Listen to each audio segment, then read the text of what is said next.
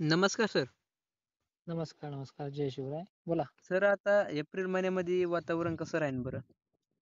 April महिन्यामध्ये वातावरणाची जी सुरुवात आहे, ती चांगल्या पद्धतीने होणार आहे. हां, आणि बऱ्याचशा भागांमध्ये सध्याच्या आजच्या तारखेला सुद्धा वातावरण हे सक्रिय झालेले आहे. हां, हां. आणि वातावरणाचा जो प्रभाव आहे, तो सध्या दक्षिण महाराष्ट्रापुरताच खोळंबतोय. जसं की कोल्हापूर, सांगली या परिसरामध्ये कालच्या 25 तारखेलाही पाऊस झालाय. आजही तिथे होणार आहे. आणि हां. ढगाळलेली परिस्थिती लातूरपर्यंत, धाराशिवपर्यंत, सोलापूर, सांगलीपर्यंत आणि साताऱ्यापर्यंत ही जास्त प्रमाणात असणार आहे.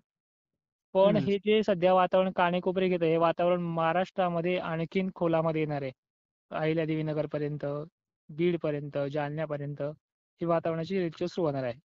आपण डायरेक्टली वातावरण मोठा बदल होण्याची तारीख आहे, ती आहे शुक्रवारची म्हणजेच 28 तारीख आहे. 29 तारीख आहे आणि 30 तारीख आहे. या तारखेला वातावरण थोडं अलीकडे सोलापूर, सांगली, सातारा, लातूर इकडे नाशिकपर्यंत आणि पुण्यापर्यंत मजल मारणार आहे. पण तीव्रता जी आहे, गाव घेण्याची, भाग घेण्याची जी क्षमता आहे, ही ह्या 30 तारखेपर्यंत कमी आहे. म्हणजे कुठे-मोठे याच्यामध्ये पाऊस पडेल. पण जशी 31 तारीख सुरुवात होईल, 31 तारीख, 1 एप्रिल आणि 2, 3, 4 एप्रिल दरम्यान ह्या 5-6 दिवसामध्ये छत्रपती संभाजीनगरसह खान्देश, जालना, बीड, अकोला, अमरावती, यवतमाळ, वर्धा, वाशिम या भागापर्यंतची मजल आहे.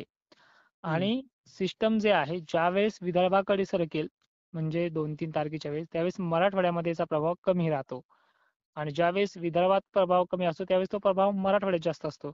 म्हणजे हा फक्त दिवसागणिक 1 ते 2 विभाग घेऊन चालणारा पाऊस आहे. आणि ज्या भागांमध्ये उदाहरणार्थ आपण पश्चिम महाराष्ट्रात सांगितलंय, तिथे सुद्धा गावं तो कमी घेईल, पण ज्या गावाला घेणार आहे त्या ठिकाणी वादळी, वारे, जोरदार पद्धतीचा पाऊस. मग त्यामुळे काय होणार आहे, की आता फिक्स लोकेशन, फिक्स गावही सांगता येत नसतात अवकाळीचे. तो हं, ट्रॅक बदलत असतो. दिवसागणिक इथे जर जमलं वातावरण ते खाली जाऊन पडत असतं. त्यामुळे सतर्क राहणं, झाकापाकी करणं, हळद असेल, कांदा असेल या सगळ्या शेतकऱ्यांना हे नियोजन आपल्या पद्धतीनं तयारीत राहावं लागणार आहे. हं, सध्या तयारी ठेवायची आहे आजच्या आणि उद्याच्या दिवस 28, 29, 30 पर्यंत. ही सांगली, सोलापूर, धाराशिव, कोल्हापूरमध्ये सध्याच्या घडीला सुरू झाल्या आता गर्जना चांदवडमध्ये. हं, पण इकडे साताऱ्यापर्यंत, पुण्यापर्यंत शेतकऱ्यांना आजच्या डेटपासून कालपासून त्यांना सांगितलंय तसं 2-4 दिवसापासून सांगितलंय. त्यांची तयारी चालू आहे. पाऊस देखील पडतोय सांगलीपर्यंत काल पडला चांगला. हं, पण हं. ही कंडिशन थोडी अलीकडे सरकत चालणार आहे.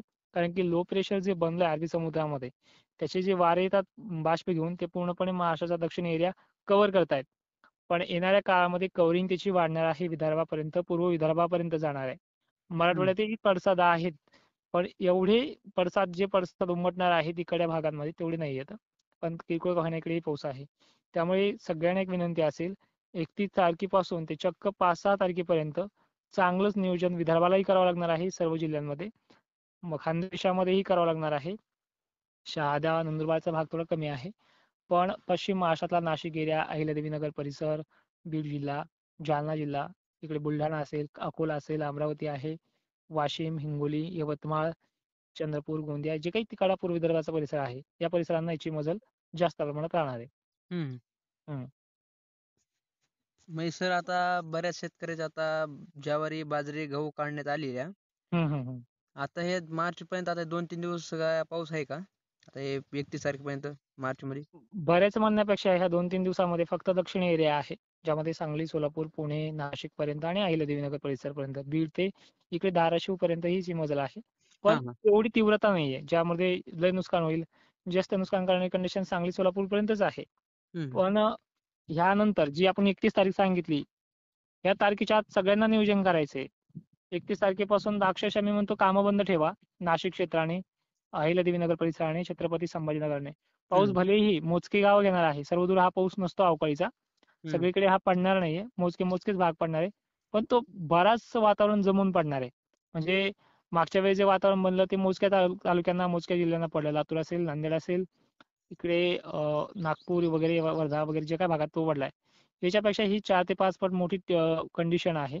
त्यामुळे पश्चिम महाराष्ट्रातले, विदर्भातले जिल्हे ह्यावेळेस दक्षिण महाराष्ट्रासह वाढणारे आहेत. हं.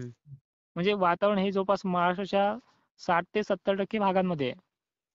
आणि पडण्याची क्षमता ही 15 ते 20% जरी असली तरी बी धाक मात्र सगळ्यांना आहे. तो कोणत्या लोकेशनला किती पडेल याची गॅरंटी नसते याच्यामध्ये. हम्म.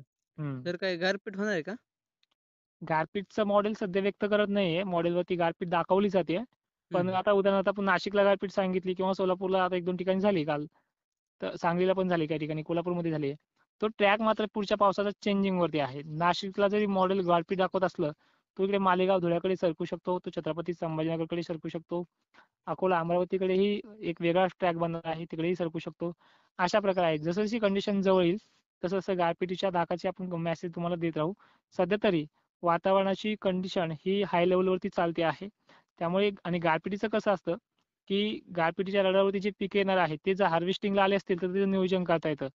पण काही कांदा असेल तो हार्वेस्टिंगला 15 दिवस येत नाहीये. तर अशा पिकांचं काय नियोजन करणार आहे आपण?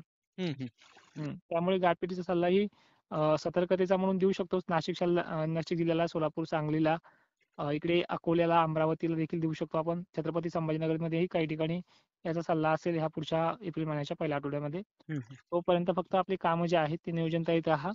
आणि ज्यावेळेस तारीखची जी हाय लेवलवरती वातावरण बिघडणार आहे ती म्हणजे 31 पासून पुढे, तर त्या तारखेपासून शेतकऱ्यांनी आपली कामं फक्त काढलेला माल नियोजनमध्ये ठेवायचे आहे.